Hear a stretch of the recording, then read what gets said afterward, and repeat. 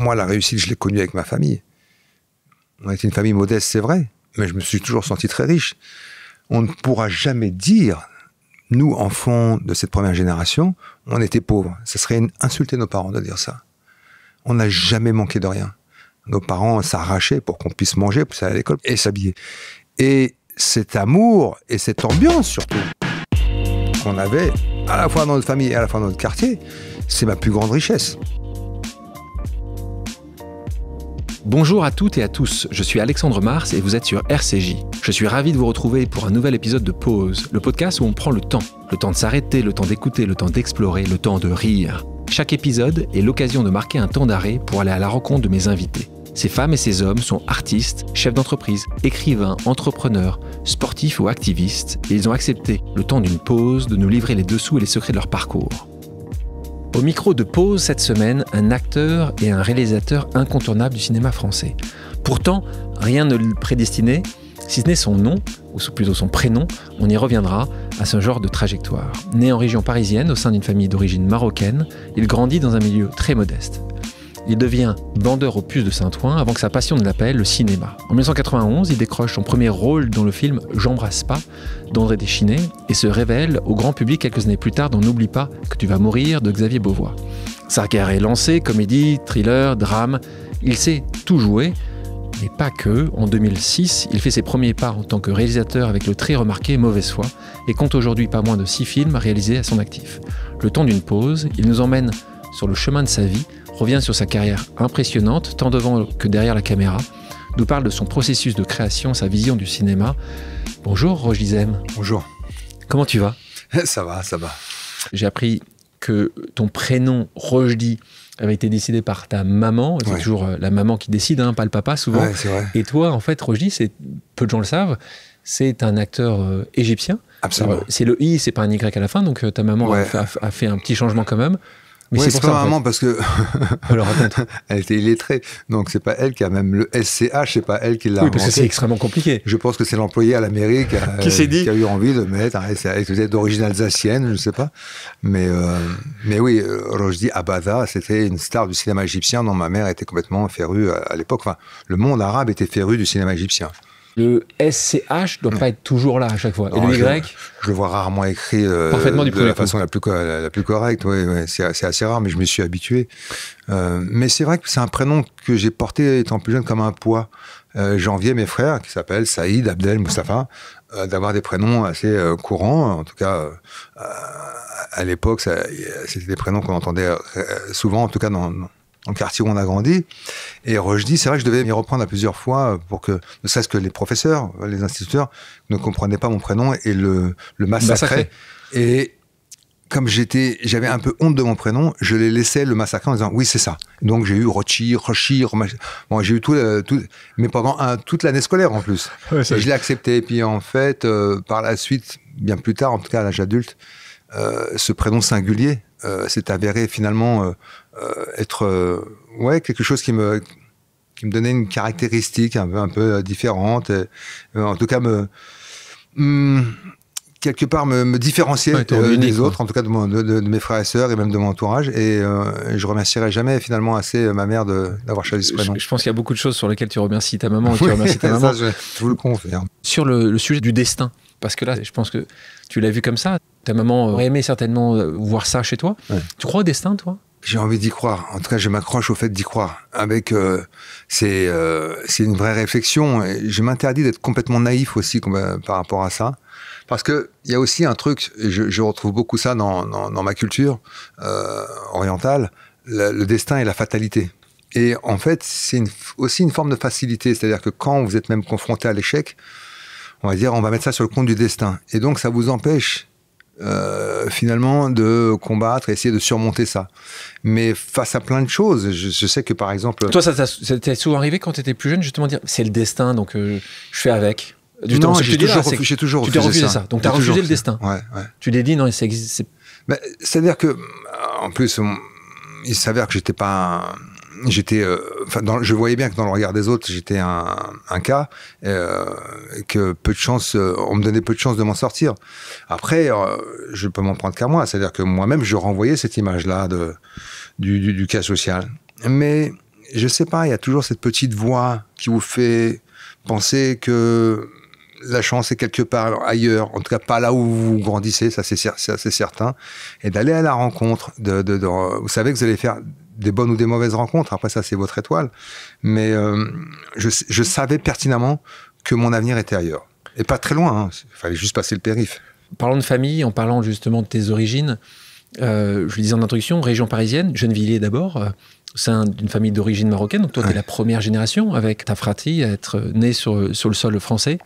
Peu de moyens, je veux dire même très peu de moyens. J'ai vu que ce que tu disais, que tu vivais dans des bidonvilles, il n'existe plus ces bidonvilles de Nanterre. Dans bidonvilles, il faut bien imaginer que la génération de tes parents, cette génération qui est venue pour faire des boulots que beaucoup de gens ne voulaient pas faire, ils allaient souvent dans des bidonvilles, ceux qui sont devenus après des HLM, à l'époque c'était des bidonvilles en tôle. Toi, à ce moment-là, c'est compliqué pour tes parents de pouvoir nourrir une bouche supplémentaire.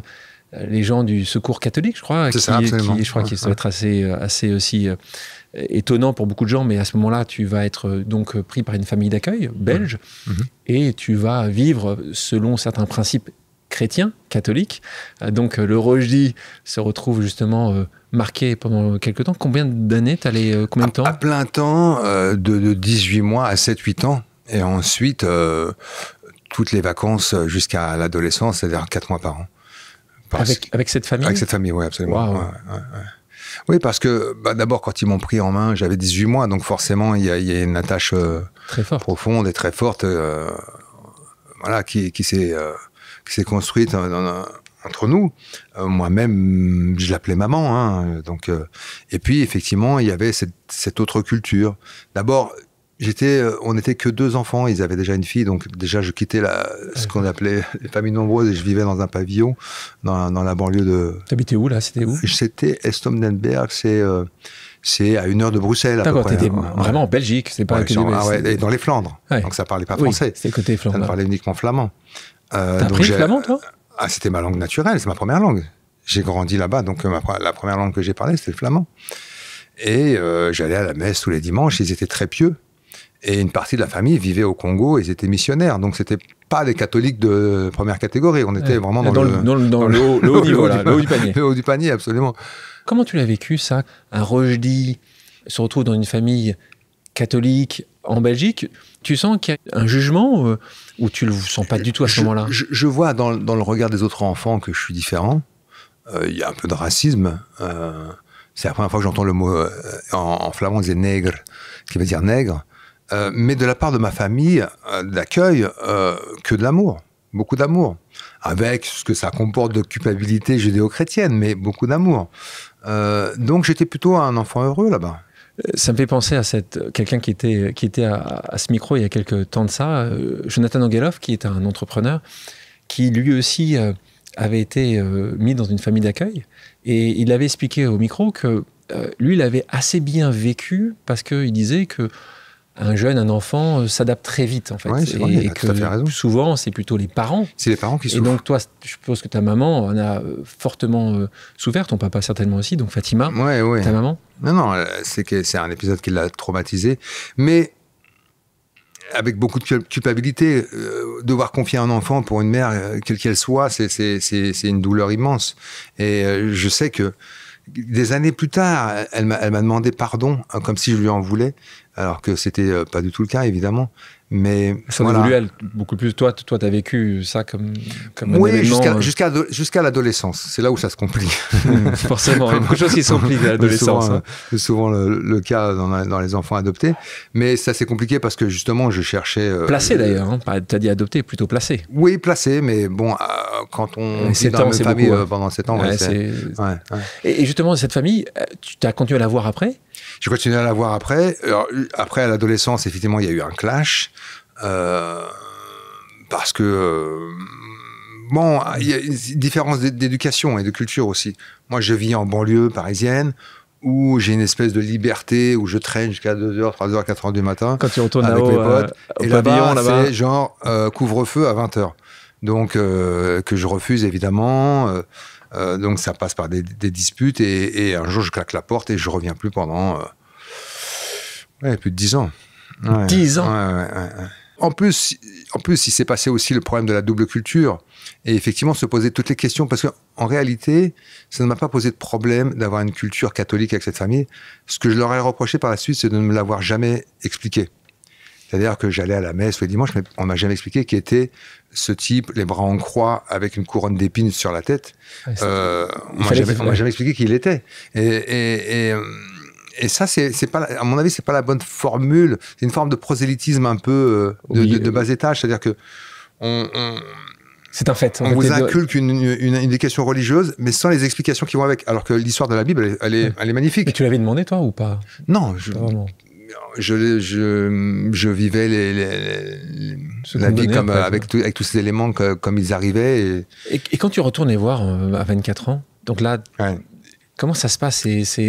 Vous tombez dans les bras les uns des autres? Oui, on tombe dans les bras les uns des autres, mais il y a quand même une rupture. Ouais, une rupture, et je sais qu'on ne retrouvera plus on ne retrouvera plus comment dirais-je, la relation qui était la nôtre avant cet épisode. Et encore très récemment, j'ai vu celle qui faisait office de sœur, ma sœur, Anne-Marie, à laquelle je suis encore très attaché aujourd'hui. Mais... oui, il y a quelque chose qui s'est brisé, mais forcément, il y a beaucoup. Est-ce que c'est pas le temps a passé? Est-ce que c'est pas nos vies, ça? Il y a des choses qui évoluent, des ruptures, des cicatrices, des choses qu'on pardonne, d'autres qu'on pardonne moins facilement. On pardonne moins, bien sûr, oui. Donc on te retrouve là à Drancy. On avance un peu. Je parle pas trop de tes études. C'est pas grand-chose à dire. Est-ce que tu es un élève turbulent? Tu n'es pas très bon à l'école, mais est-ce que tu pas très bon? J'aimais bien l'école, j'aimais bien les profs. Les profs m'appréciaient aussi, je crois, parce que je participais beaucoup. Le seul souci que j'avais, c'est que quand je quittais l'école, je quittais l'école. Ouais, tu bossais pas. Donc je bossais pas, non.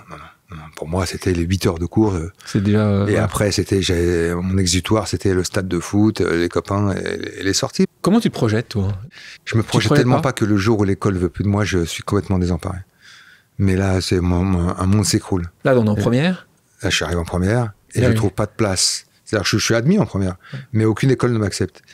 Et puis, à l'époque, on était un peu moins regardant sur le fait qu'il y a un élève ne trouve pas de classe. Bon, tant pis pour lui, quoi. À la prochaine. Ouais. Mais là, un monde s'écroule et là, je me sens complètement dénudé, au sens propre du terme. Et c'est la première fois que je me sens en danger, je me sens vulnérable. D'où cette idée de m'engager dans l'armée. Ouais, donc là, tu te dis... Ouais. Et donc c'est toi qui penses à ça? Oui, bien sûr. Ouais. Je tombe sur un prospectus, tout bête. Tu dis, il y a peut-être besoin d'un peu plus de... En fait, l'idée qui germait dans mon esprit, c'était ne jamais être un poids pour la famille. Donc on est étudiant, ça va. Le jour où on n'est plus étudiant, on travaille. Voilà, c'est pour ça, excuse-moi de te couper, mais est-ce que c'est pour ça, parce que comme ça je pourrais le voir, que tu n'as jamais été justement trop délinquant parce que tu voulais pas, par rapport à ta maman, que ça soit un poids supplémentaire? Il y avait des choses, évidemment. Parfait. Il y avait évidemment le pacte que j'avais avec ma mère, mais surtout, j'ai eu la chance d'avoir 2 grands frères qui, eux, c'est pas les grands frères, c'est pas comme les parents, on peut pas les gruger. Ils savent avec qui je traîne, ils savent où je me trouve, avec qui je me trouve et ce que je fais. Donc, ils avaient en plus un blanc-seing sur mon éducation et je les craignais. Donc, ils m'ont sans doute sauvé la vie. Ouais. Parce que, effectivement, je fais partie d'une génération qui, par la suite, périra d'abord par la drogue, et puis ensuite, il y a eu toute la période du sida, avec ces seringues que tout le monde s'échangeait. Ça a été une hécatombe dans les quartiers. Donc, j'ai échappé à ça grâce à mes grands frères. Ouais. Donc, merci à eux. Donc, tu penses à de l'armée, tu ne la fais pas, non. Donc tu t'arrêtes à un moment, tu changes de voie. Ouais, mais c'est des signes. C'est-à-dire que quand je me rends, après 3-4 rendez-vous, je me rends au bureau des armées pour signer mon contrat, qui est un contrat de 3 ans au départ. Ouais. Je suis avec ma meilleure amie, et puis entre-temps, j'ai un copain qui me dit « J'ai un job pour toi au puce de Clignancourt, si tu veux en être », et j'ai ma meilleure amie qui pleure en me disant « Ne pars pas, ne pars pas, ne pars pas ». Et puis j'arrive au bureau des armées, et là, je me souviens très bien, je ne sais pas si c'est la raison pour laquelle je n'ai pas signé, mais une très très jolie femme en uniforme. Et je dis, mais ça sent le piège. Jusqu'à présent, je voyais toujours des petits monsieur moustachus qui disaient, alors mon gaillard, alors qu'est-ce qu'il veut? Bon, voilà, avec la caricature. Et puis là, d'un coup, et je me suis dit, oh, oh, ça sent mauvais, là, il y a quelque chose de... Te connaissant à l'époque, tu t'as pas essayé de la draguer? Non, pas du tout. Non. Le respect de l'uniforme. Non, l'uniforme, le respect, ouais. Tu t'es dit, je me tiens à distance, ouais. Donc là, on te retrouve au puce de Clean & Co. Ouais. Vendeur de fripes. Ouais. Donc là, ça dure un peu? Ah ouais, longtemps, ouais. Ouais, très longtemps. Ouais, presque 15 ans. Ouais. Et donc ça, tu te sens bien? C'est mon gagne-pain. Ouais. C'est mon gagne-pain. En fait, je trouve un rythme qui me convient assez bien. C'est-à-dire que les puces, comme tu le sais, c'est le week-end. Donc, on travaille 3 jours, enfin 4 jours aussi, parce qu'il faut faire les courses. Et puis, la semaine, on est dispo. Et la semaine, je suis dispo, donc me vient à l'esprit de courir les castings. Mais ça ne te vient pas à l'esprit comme ça? Il y a quelqu'un qui... C'est des rencontres, toujours. Parce que avant que tu arrives vers les castings, il y a un moment ou un autre où je te retrouve comme à Mogador. Pas parce que tu as envie d'aller à Mogador. Je crois que tu as plutôt envie de suivre quelqu'un qui va à Mogador. Je suis une fille, toujours. toujours une femme quelque part. Mais une femme. Mais les filles, c'est souvent le prétexte. Parce qu'en fait, on a toujours besoin d'un prétexte. Parce qu'on a honte de dire, tiens, j'aimerais bien essayer de prendre des cours de comédien. Et là, on sait qu'on va se prendre... Bien sûr, c'est pas pour toi. T'as pas fait. Oui, parce qu'en plus, nos modèles, ils sont physiquement, en tout cas, ils sont à des années-lumière de ce qu'on représente nous. À l'époque. À l'époque, oui, bien sûr. Le monde a, grâce à toi et à d'autres, beaucoup changé à l'époque. Si t'avais pas une couleur de peau blanche, si t'étais pas fils d'eux ou non, inconsciemment, c'était quelque chose qu'on avait accepté et inscrit dans nos esprits. C'est pas quelque chose contre lequel on luttait et contre lequel on était... tu dis c'est normal. Tu dis c'est normal. Tout à fait normal. On était tout à fait normal. On était des enfants d'immigrés et on voyait des Delon, des Belmondo, pour lesquels en plus on avait une admiration sans fin. Respect, Donc, toi, tu te prends pour Belmondo ou Delon, t'es mort. Quand un Gérard Moulévray te passe du temps avec toi, te voit au plus, il voit quoi en toi? C'est que t'étais un... Parce que quand on te voit aujourd'hui, on n'a pas l'impression, t'es pas en train de monter sur la table, de vendre un truc, t'étais comme ça à l'époque. C'est marrant que vous parlez de Gérard Moulévray parce que c'est le premier professionnel que j'ai rencontré. Et ça s'est passé au Puce. Je me souviens d'un artiste qui s'appelait Jacques Potin, qui était un descendant de la famille Félix Potin, les magasins à l'époque, et qui m'a dit, vous savez, que je te présente mon ami Gérard Moulévray qui fait du casting. Super, où est-ce que je peux le rencontrer? Voilà, il me donne son numéro et il me reçoit rue Montmartre. Et je parle avec lui avec beaucoup d'émotion parce qu'il m'a appelé il y a 2-3 jours pour avoir des places au théâtre, pour venir me voir. Je dis, mais s'il y en a un que je dois inviter, c'est toi. Et Gérard, à l'époque, il s'occupait des castings des metteurs en scène les plus en vue, de Bertrand Blier, notamment, entre autres. Et à chaque fois, il a essayé de me placer, et à chaque fois, on s'est pris un non.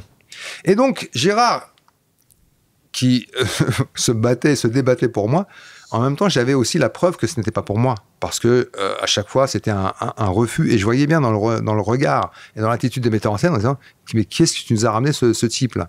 Qu'est-ce qu'il vient foutre là? Donc, et ça ne me choquait même pas, parce que je me disais, ben oui, évidemment, j'avais plutôt l'impression d'avoir été perçu à jour, quoi.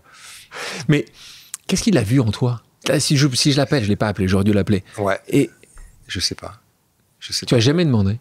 Non, je lui demanderai. Je lui demanderai, mais je sais que je lui suis reconnaissante ad vitam parce que... Si tu as donné une petite once de confiance en toi. Ouais. Même si tu as eu des noms à chaque fois. Ouais, ça a été que des refus. Ça a été que des refus, mais l'idée que cet homme qui avait pignon sur rue... puisse s'intéresser à toi. Ouais. Lui, il y croyait. Et donc, c'était quand le premier oui? Le premier oui, c'est Philippe Landoucy, l'assistant d'André Téchiné. D'accord, donc là pour un rôle. Pour un rôle. Et là aussi, qu'est-ce qui se passe? Raconte-nous, tu dois t'en souvenir parfaitement. Il t'appelle, tu le vois, tu as un casting. Alors, pour resituer un peu à l'époque, quand tu cherches un jeune acteur d'origine nord-africaine, ce que j'étais, il fallait faire du casting sauvage. Il n'existait pas dans les cours, ni dans les écoles, il n'y en avait pas. Et là, il te trouve comment? Lui, c'est par quel pote qu'il trouve? C'est quelqu'un qui me dit, il y a quelqu'un qui. Et j'arrive... c'est la rencontre. Ouais, la rencontre.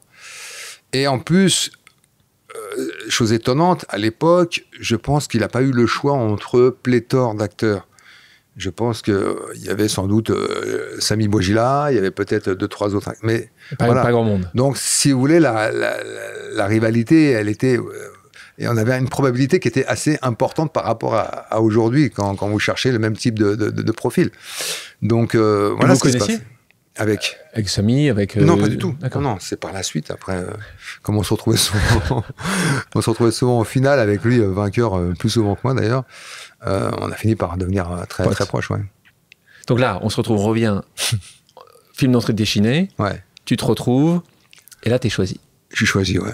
Et là, je me dis, il va se passer quelque chose. Parce que là, quand tu parles de Bonne Étoile, je me dis, c'est pas possible, il va se passer quelque chose pour que je ne fasse pas ce film. C'est pas possible que je me retrouve avec Philippe Noiret et Emmanuel Béard, qui étaient deux stars à l'époque, des acteurs incontournables du cinéma français. Dans 1992, tu le tournes en 92, Je tourne en 91, ouais, ils sont en 92, ou 93 d'ailleurs.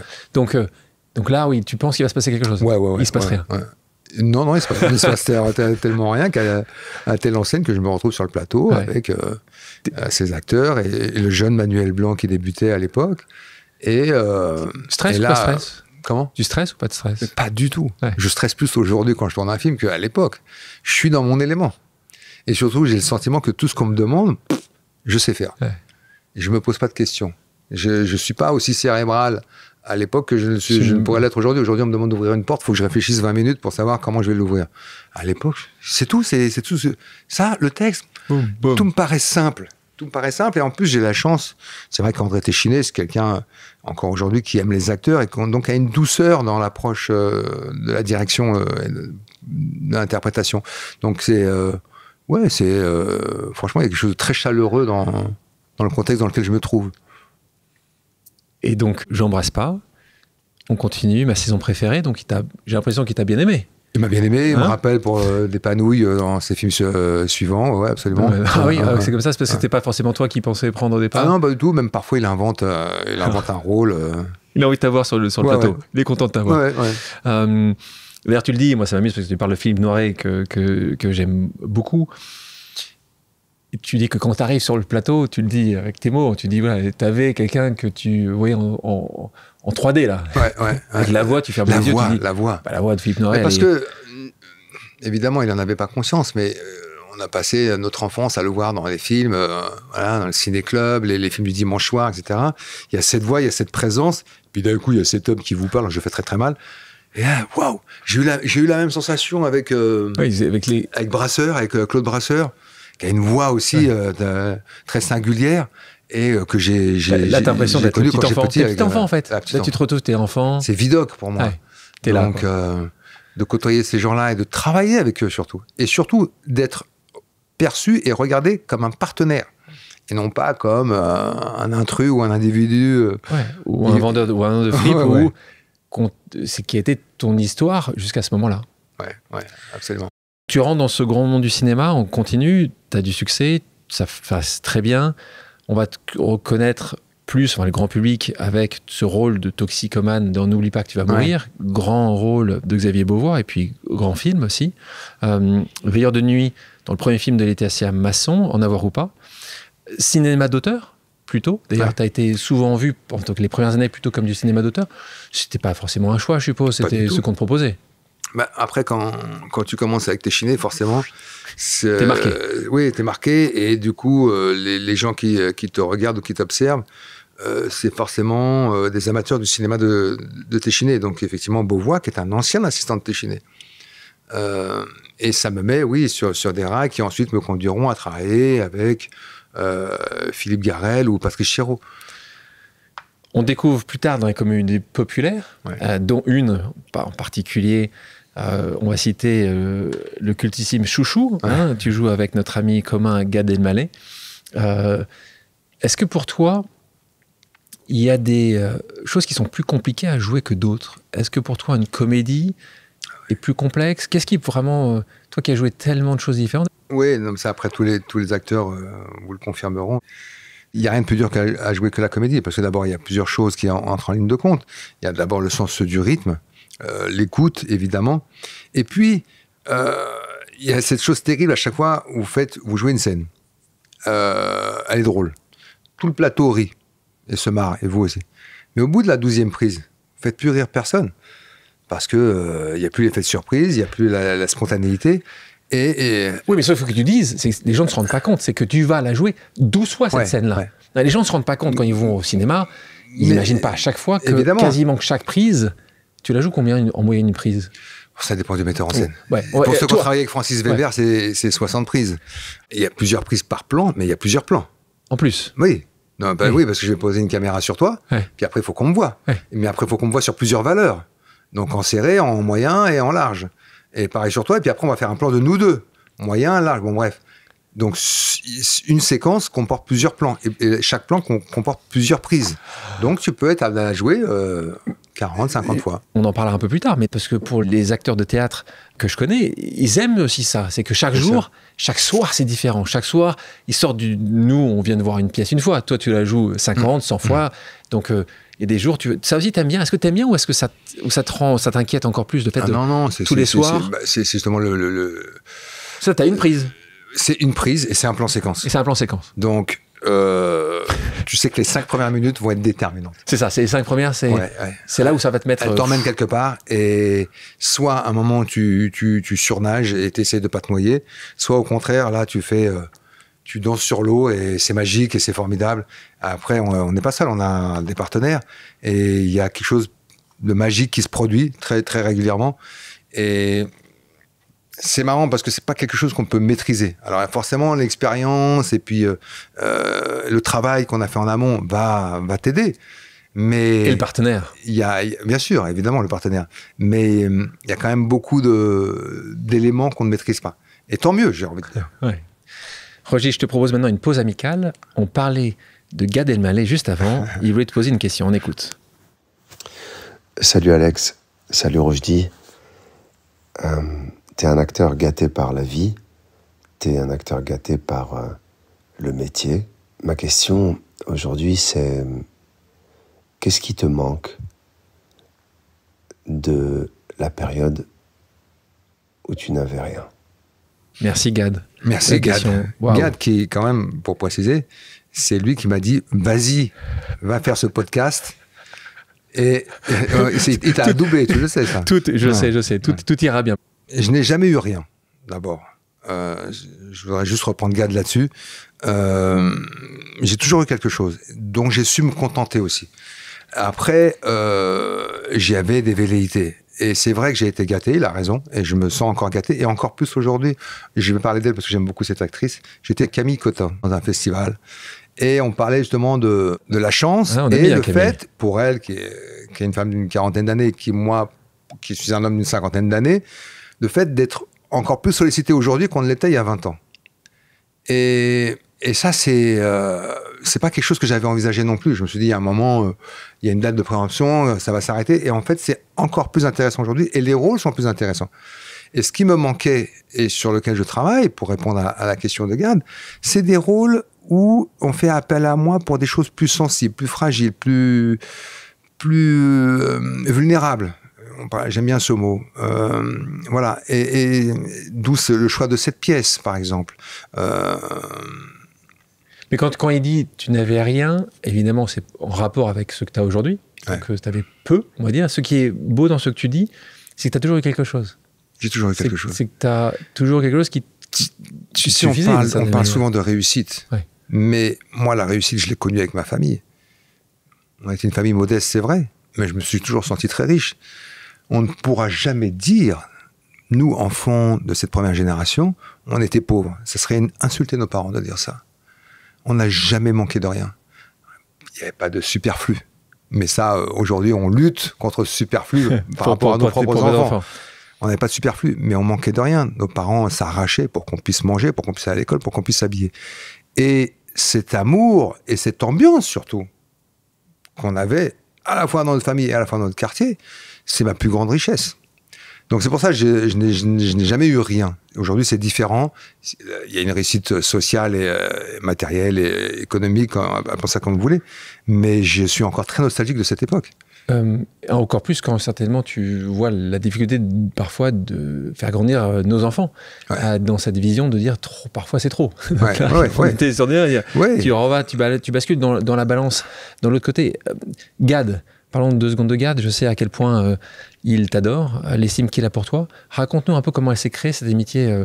Est-ce qu'elle date maintenant? Gad, oui. Vous êtes partis en vacances ensemble, en famille? On a élevé nos enfants Vous avez ensemble. élevé vos enfants ensemble. Donc, il y a un vrai lien Gad, entre... moi, déjà, il y a le un Maroc, mot, déjà. Hein, le Maroc, mais Gad, c'est la famille. Ouais. Tout simplement. Déjà, pour dire les choses clairement, c'est la famille. Donc, Oui, on déjà, s'est rencontrés. Tout est dit, quoi.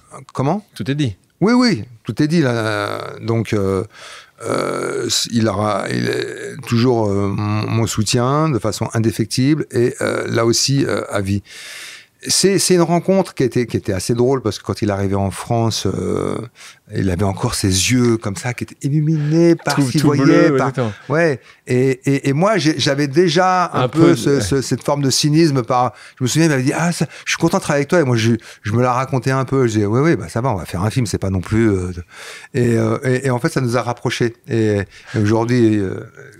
Tu le sais mieux que moi, et il se sert de ça pour se moquer de moi, et il arrive à choper chez l'autre nos failles, il est brillantissime sur la capacité il capte des choses qui sont tellement évidentes quand il le fait, mais que nous on fait de façon tout à fait inconsciente.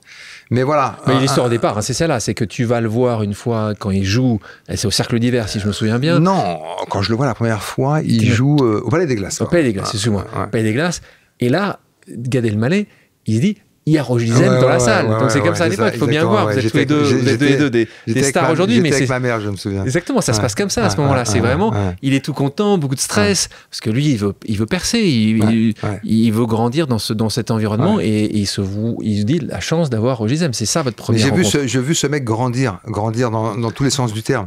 Et c'était assez beau à voir. Parce que c'est quelqu'un qui a réussi avec ce talent qui lui est propre, avec une curiosité. C'est ça la vraie force de Gad. C'est cette curiosité qu'il a. On revient à ta carrière. Là aussi, en parlant de grands moments, des moments importants pour toi. 2006, prix d'interprétation masculine au Festival de Cannes pour Indigène. Donc là, c'est collectivement. Là, on parlait tout à l'heure des premiers rôles qui avaient été pris par des acteurs d'origine maghrébine. Là, vous êtes 4. Des stars, pas qu'en devenir, parce que là, autour de toi, il y avait 3 grandes stars.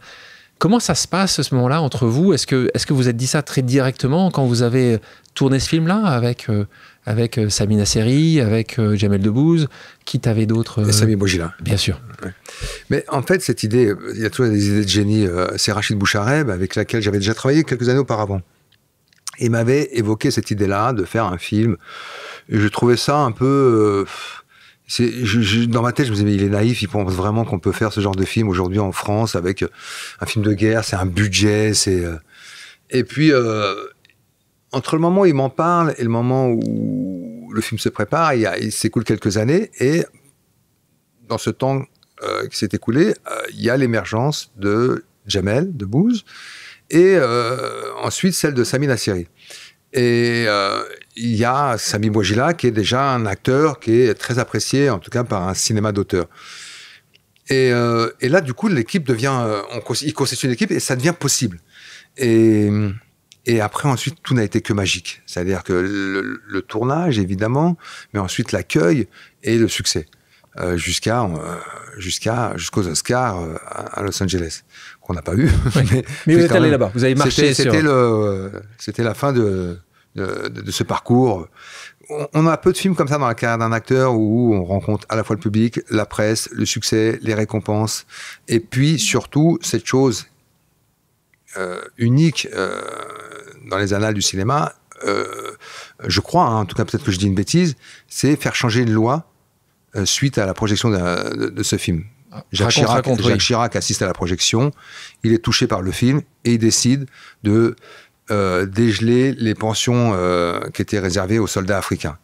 Donc, grande fierté. Ah là, c'est un grand chelem, en fait. Ah oui, grande fierté. Une loi comme celle-là, c'est pas rien. C'est-à-dire que c'était gelé depuis 60 ans, quand même. Et effectivement, le fait que ce film, et ensuite, par la suite, quand ma fille va à l'école et que dans les livres d'histoire, il y a l'affiche de ce film, la fierté là, moi, je parle pas de revanche parce que j'ai pas de revanche à prendre. Moi, tout le monde a été aux petits soins avec moi, c'est moi qui ai merdé à un moment. Mais il y a quand même quelque chose. J'ai envie que mes parents soient là encore pour leur montrer voilà, ce qui était possible de faire et la bonne idée qu'ils ont eue de venir en France. En France. Parce que c'est ça aussi. Parce qu'ils ont souffert quand même. Ouais. Oui, eux, ils ont souffert pour nous. Ils ont souffert pour vous. Hein. J'avais envie de leur dire, vous n'avez pas souffert pour rien. Ouais. Ouais. Et ces prix-là, parce que ça, c'est un des prix, tu en as reçu un certain nombre. Le dernier, on en parlait, c'est ce prix pour Roubaix, un César, un prix, on va dire c'est un César, hein, c'est important. Ouais. Pour toi, c'est important, les prix? Oui, c'est important. Pas de bullshit. Non, mais voilà, faut pas. Enfin, j'ai pas envie de faire le snob. C'est important. Parce que tu les as eu peut-être, parce que tu as eu les prix. Non, mais c'est justement le fait de les avoir. Je me suis rendu compte à quel point c'est important parce que j'ai réalisé surtout pour votre entourage, ceux qui vous aiment, ceux qui vous suivent depuis toujours, ceux qui ont toujours cru en vous. Quand je vois le bonheur que ça leur procure, le fait que je reçoive un César, évidemment que c'est important. Et c'est assez. C'est assez étrange, mais c'est une récompense qui récompense beaucoup de monde. Ça récompense tout un entourage, toute une famille, la famille évidemment, mais les amis et aussi les gens de la profession qui vous ont toujours encouragé. Ton agent, ton producteur, bien sûr. On ne devient pas acteur sans des metteurs en scène qui croient en vous. Tu reçois combien de projets par an? Combien de gens? Encore une fois, explique-nous pour les gens qui ne connaissent pas l'envers du décor. Il y a des périodes, mais il faut quand même savoir que pour les acteurs aguerris, je pense je ne crois pas dire de bêtises en disant qu'on en refuse plus qu'on en accepte. Ah, je pense que oui. Après, il y a beaucoup de projets qui ne voient pas le jour et qui ne devraient pas le voir le jour parfois aussi. Il y a les deux. Et ça la nature fait bien son jeu. À partir du moment où tu es un acteur qui est entre guillemets qui est en place, tu vas recevoir pléthore de projets, mais des bons projets. Des bons, ce que avec. Mais quand tu sais qu'il est bon, parce que c'est ça qui est, c'est après tu vois bien. Comment tu le fais toi pour choisir? Parce que c'est le réalisateur. Il y a le talent, pas que, mais il y a aussi le talent d'écriture, la proposition du rôle qui t'est. T'en lis combien des projets par an? Je sais pas, mais on va dire que je dois en recevoir entre. C'est très difficile, c'est par période. Il y a des périodes où on reçoit beaucoup. En moyenne. Mais je sais pas, une cinquantaine, on va dire. Je sais pas, je suppose à peu près. Et t'en lis combien? Ouais. Ah, je les lis tous. Ah, tu les lis tous? Je les lis tous. Ah ouais. Je veux pas que ça. Je te donne un exemple très. Je viens de voir le film d'ailleurs. J'ai fait un film en Corée l'an dernier. Et c'est un type qui m'a envoyé un mail en me disant voilà, j'ai écrit ce scénario, toute l'histoire se passe en Corée, c'est qu'avec des acteurs coréens. Ok, j'ouvre la pièce jointe et je lis le scénario et j'appelle tout de suite le gars. Je le rencontre dans la semaine et 3 mois après, on fait le film. J'aime beaucoup le scénario. Ça s'appelle Un hiver à Sokcho, qui est tiré d'un livre, un best-seller. D'aller travailler dans un autre pays, d'abord aussi loin que la Corée, donc une autre culture. Tu vas pas aller aux États-Unis, mais tu vas aller en Corée. Oui, ouais, parce qu'on parle souvent de l'étranger, on parle toujours des États-Unis. Moi, faire un film en Iran, par exemple, le cinéma iranien me fascine. Cinéma finlandais, Kaurismäki Maki, je pourrais en citer. Mais aujourd'hui, qu'est-ce que tu as fait? T'en as fait Non. Première, vraiment, en dehors de ta zone de confort, d'une certaine manière, c'est la Corée. Ouais, et puis sans regret, parce qu'en plus, j'ai découvert une autre culture où le respect a repris ses droits. Il y a un respect de l'autre. Et j'avais envie de leur dire, mais ça, en France, c'est pas... Et c'est touchant parce que... évidemment, tout n'est pas parfait, mais on retrouve là-bas des principes qu'on a perdus peut-être ici en Occident, quoi. On parle beaucoup de cinéma, tu te produis également au théâtre. Tu as fait donc tes débuts en 1992, si je ne me trompe pas. C'était Hall de nuit. Est-ce que tu t'aurais fait... Ah oui, mais même avant, ma première pièce était en 87, ça s'appelait L'Indien cherche le Bronx. Là, c'est les premiers essais. Tu te souviens, c'était dans quelle salle? Oui, c'était au Théâtre du Ranelagh. Théâtre du Ranelagh. Que dirigeait Madonna Bouglione, que j'avais rencontrée dans ses cours à Mogador. On te retrouve après Hall de nuit, donc quelques années après, Le Conte d'hiver, Shakespeare, Trahison d'Harold Pinter, et puis Journée particulière avec Laetitia Casta. Tu ressens autant de pièces, tu les lis aussi beaucoup? Là, on tombe plutôt sur les 3 à 5 par an, quoi. Je pense, oui. Non, c'est assez rare. On ne propose pas souvent. Mais là, j'ai été séduit par, d'abord, Une journée particulière, pour ceux qui connaissent le film. C'est un film inoubliable qui est un chef-d'œuvre. Et puis, je suis curieux de la partenaire, à savoir Laetitia Casta. Et je ne sais pas pourquoi, elle m'attire.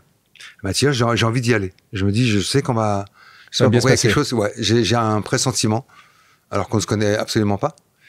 Et comme on a joué 2 mois en Suisse, je peux confirmer que c'est un pressentiment qui s'est avéré être vrai. C'est vraiment une très belle personne, très rigoureuse dans le travail, et en même temps une forme de générosité. C'est une femme qui a 4 enfants, je dis ça, c'est pas un détail. Il y a cette générosité, elle a un côté, malgré, bien qu'elle on les retrouve sur le papier glacé, elle a un côté mama que j'aime beaucoup. Avec, Mama Corse, tu veux dire? Ouais, Mama Corse, avec toute la tension que ça comporte, qui me touche beaucoup.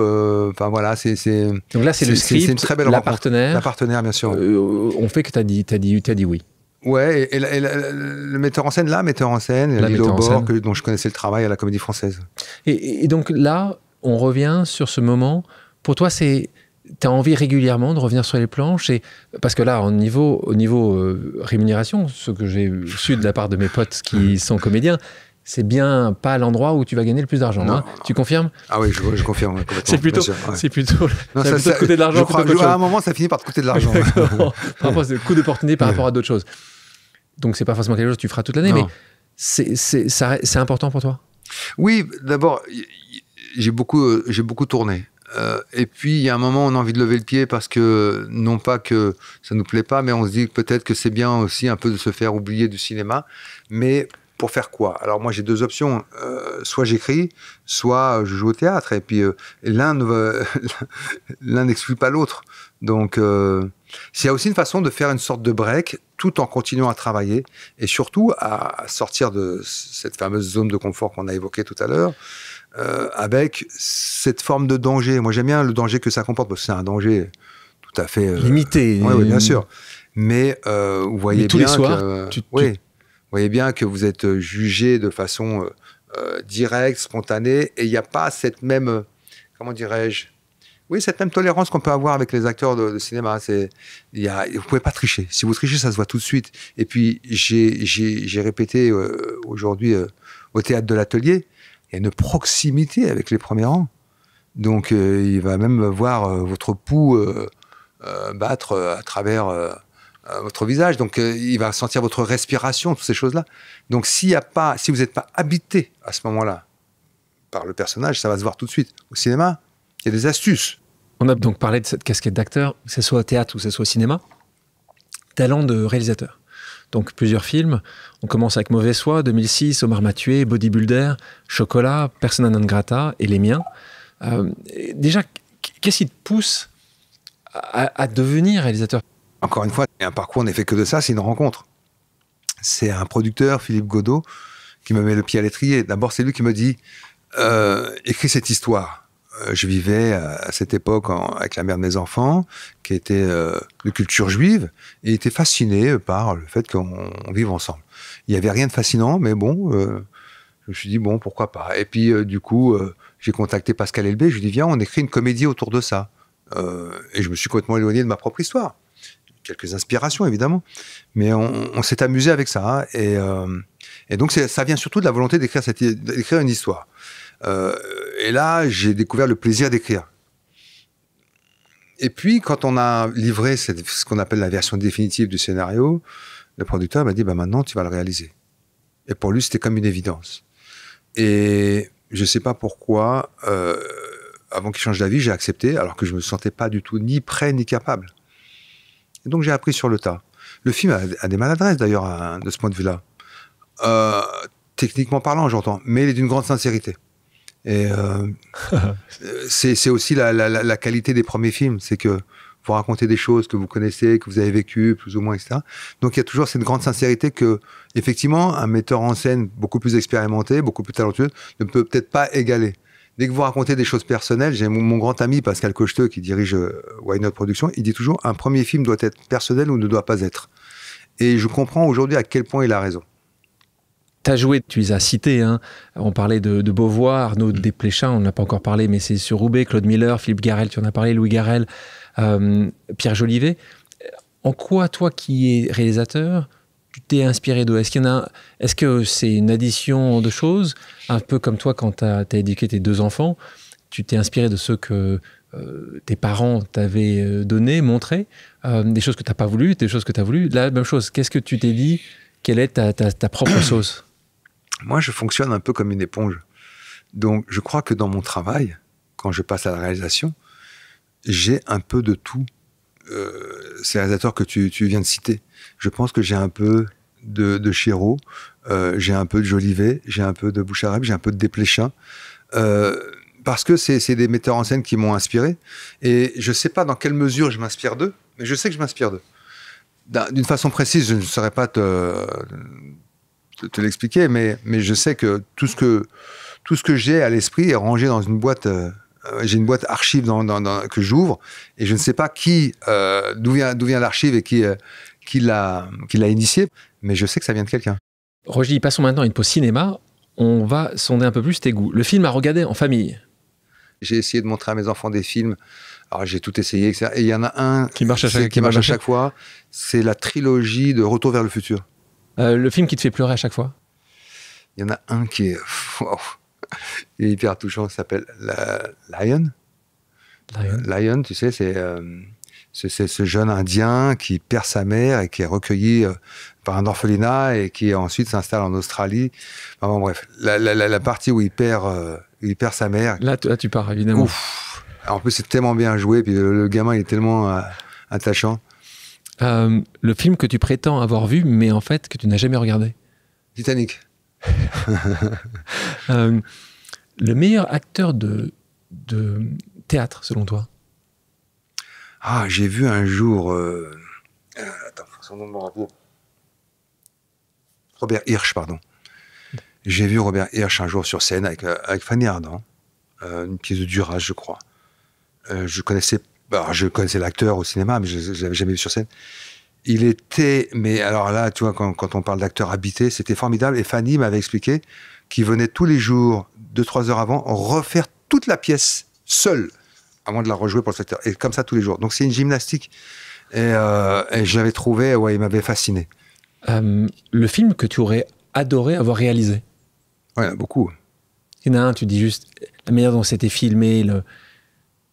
Ça aurait été il y en a beaucoup, mais par exemple, j'ai vu un film récemment qui m'a bouleversé, et par son sujet, mais surtout par sa structure aussi, qui s'appelle Les filles d'Olpha.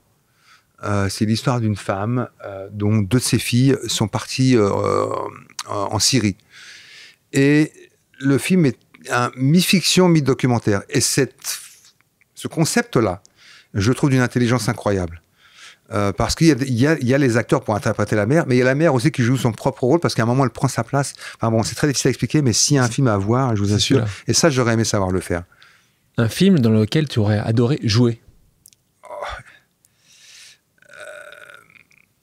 Il y en a beaucoup là aussi. Il y a un film que j'aime beaucoup, parce que en fait, j'aimerais chanter un jour dans un film, mais pas comme je pense pas être un bon chanteur. Il y a un film qui raconte bien ça, ce qui s'appelle Honky Tonk Man de Clint Eastwood, où il y a une espèce de chanteur de country qui tombe malade, qui a un cancer, et donc qui continue à faire ses... Malgré tout, ouais. Et quel film où justement en lisant tu as dit non, et après tu dis j'aurais dû dire oui? Ça ne m'est jamais arrivé. Ça n'est jamais arrivé? Non. Après, tu l'as vu sortir, tu dis juste... Non, parce que je sais pourquoi je dis non. Donc, quand bien même le film est réussi, c'est pas le problème. Il y a parfois aussi... Il faut savoir connaître ses limites. Je ne prétends pas savoir tout jouer. Donc, parfois, je peux lire un scénario qui me plaît, mais je sais que... C'est pas pour toi. Je suis pas une erreur de casting. Roger, je te propose une nouvelle pause amicale. On va continuer dans des choix cornéliens. Tu vas comprendre pourquoi. On écoute. Oui, Roger, c'est une question pour que tu nous parles de tes passions. Est-ce que tu préférerais un dîner avec Bruce Springsteen, avec Steven Spielberg, avec Lionel Messi ou avec Tiger Woods? Question du producteur de Mandarin, Nicolas Meyer, qui est une personne que j'apprécie beaucoup, qui est très proche de la Fondation EPIC que j'ai créée, et qui pose cette question-là. Alors, quand il me pose la question, Lionel Messi, tu peux... Toi qui aimes le PSG et qui aime l'équipe de France, tu peux pas dire Lionel Messi, j'espère. J'ai aucune envie de dîner avec Lionel Messi. Je pense pas que ce soit ça va pas être fun. Ça va pas être fun. Je parle pas du footballeur, évidemment. Mais il y a des gens comme ça dont on peut admirer le talent, mais je suis pas sûr que passer un dîner avec Messi soit passionnant. Je crois pas non plus. Ouais. Donc là, ça commence à se limiter. Tiger Woods, t'aimes bien le golf? Ouais, mais je pense la même chose de Tiger Woods. Je suis pas sûr qu'il soit à mon avis, passionnant. son histoire est un peu... Ouais, mais il a quand même...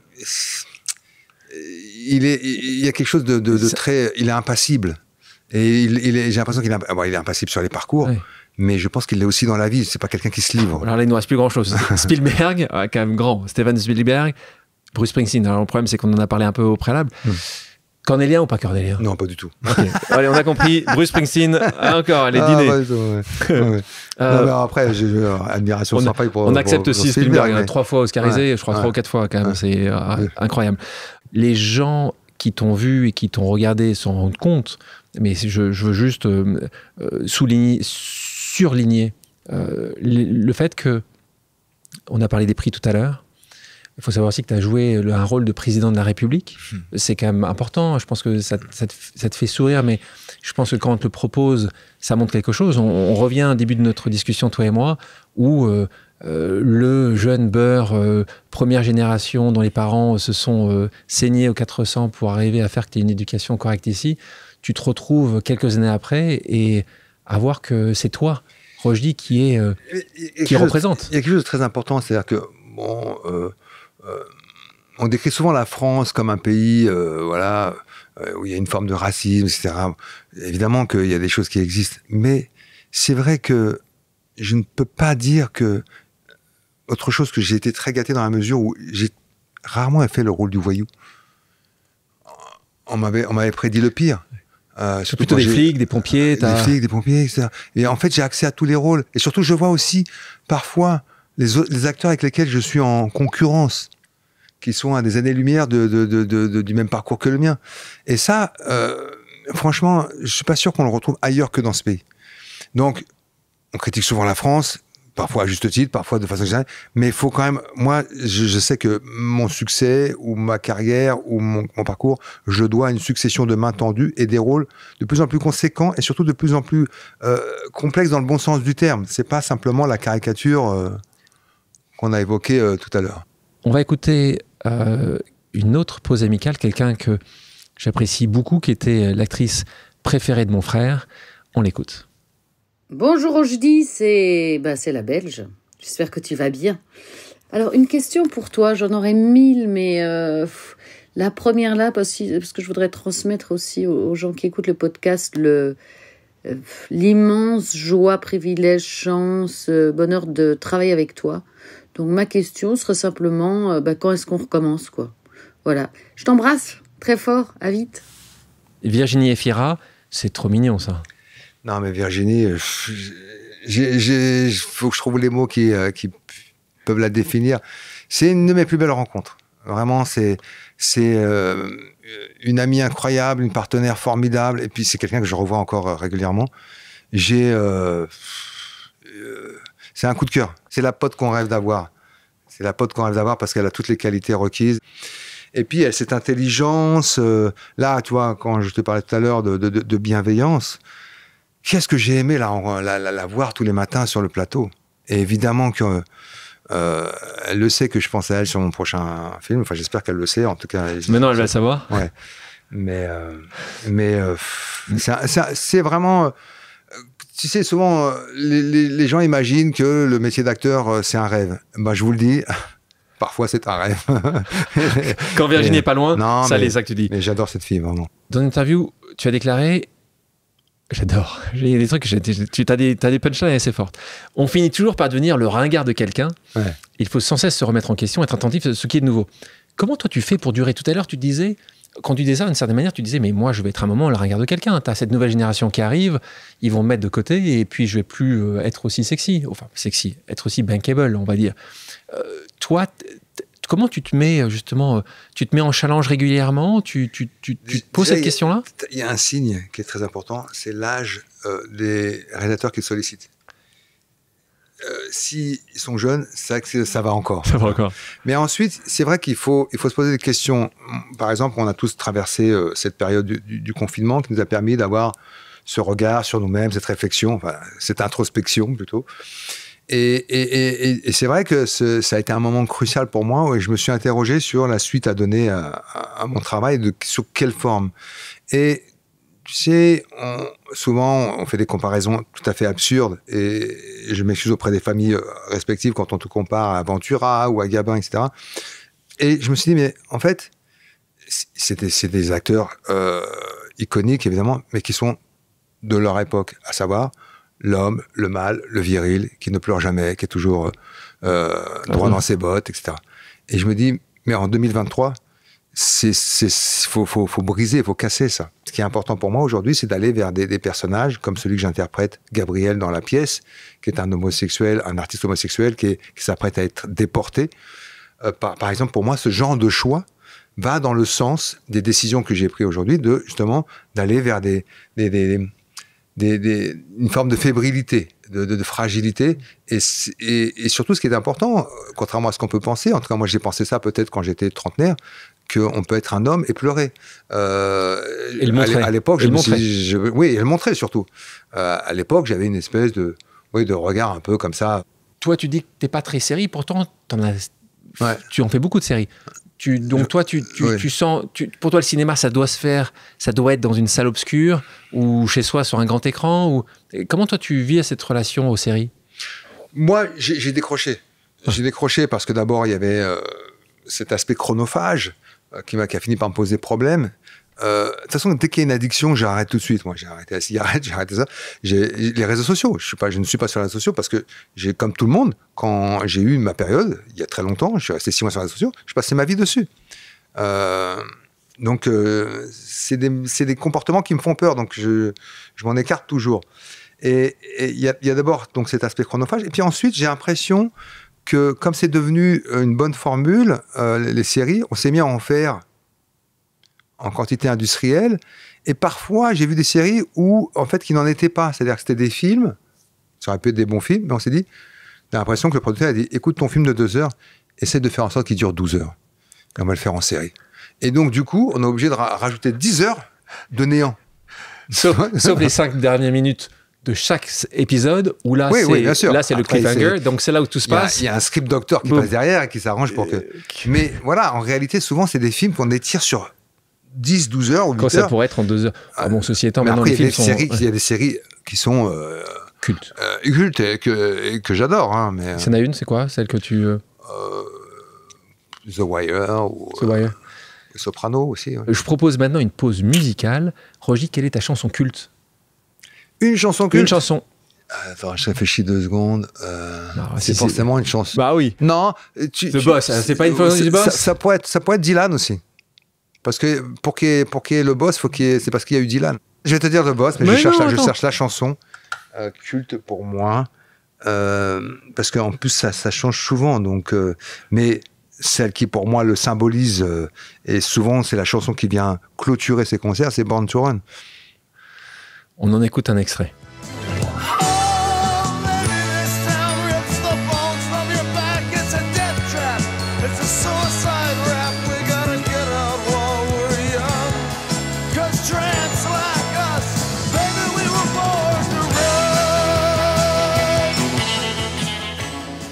Rochdi, merci d'avoir accepté mon invitation. C'était un plaisir. Merci à tous d'avoir pris le temps de faire une pause avec nous sur RCJ. J'espère que l'émission vous a plu, inspiré ou fait réfléchir. Si c'est le cas, je compte sur vous pour soutenir Pause sur radio-rcj.info ainsi que sur toutes les plateformes d'écoute. À bientôt sur RCJ pour un nouvel épisode de Pause.